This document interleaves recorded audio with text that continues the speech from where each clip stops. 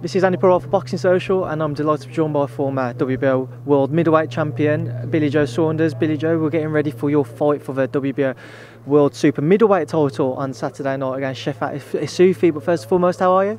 I'm very good, very good. Can't wait to fight now. It's been a long camp, hard work, and I need to get the job done, and I will.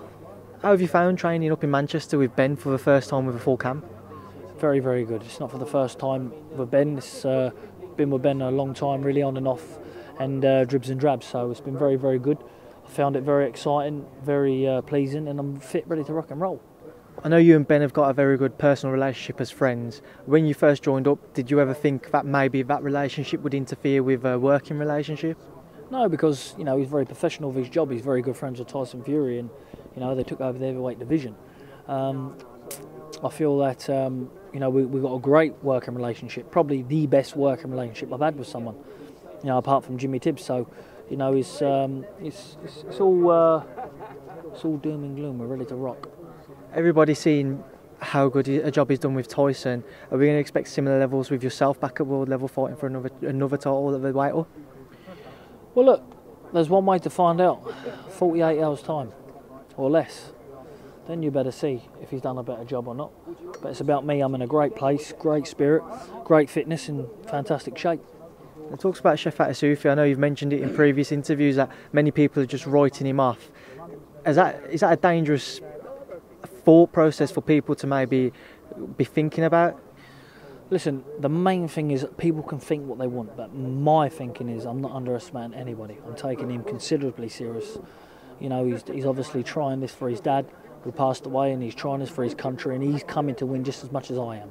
That's the beauty about boxing. We don't know what's going to happen. So what are you expecting from Shefat on Saturday night? Do you expect him to try and maybe work you for a distance, or do you think he's going to have to come and try and force a stoppage? He's going to have to come and try and knock me out. Simple.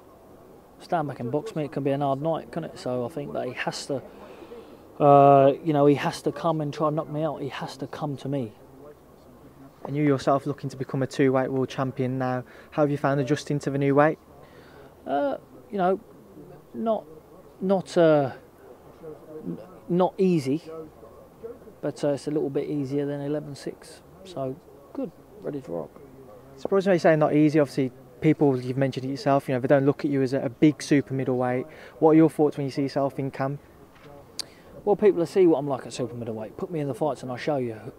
Put me in with the best 168 and I'll show you how good I am at 168. Where can you see your career lying beyond this? Do you think you will go back to middle, or do you see it progressing at super middle? It's a mystery. We don't know. We don't know where the big fights is. I take. We'll see where the big names is, and we'll see who's willing to step up, and we'll get it on. Would you feel comfortable to drop back down to 160? 100%. Just looking at possible fights out there for you. Callum Smith, 168, big fight if it was to happen over here in Britain. Obviously it would happen over here. A unification fight if you were successful on Saturday night. Is that the type of name that you'd be looking for in your next bout if you were successful? 100%. I love the Callum Smith fight next. I'm sure his team and him are not afraid of taking a big fight and a unification.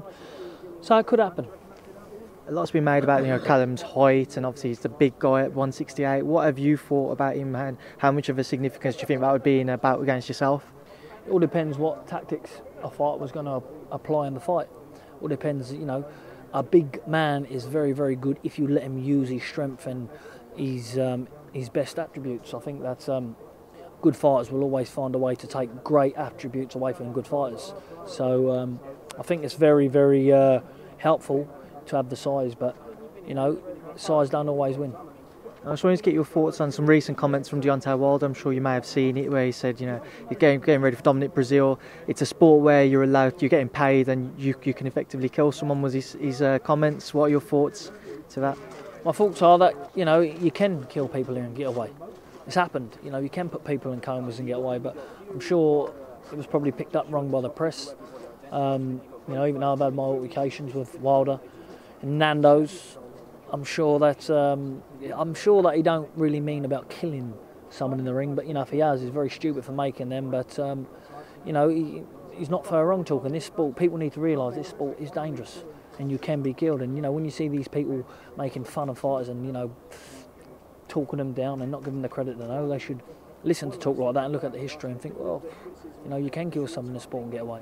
So look, it is what it is. He's probably made it an out of gesture, and you know, he's the one who's got to deal with the answers from the press.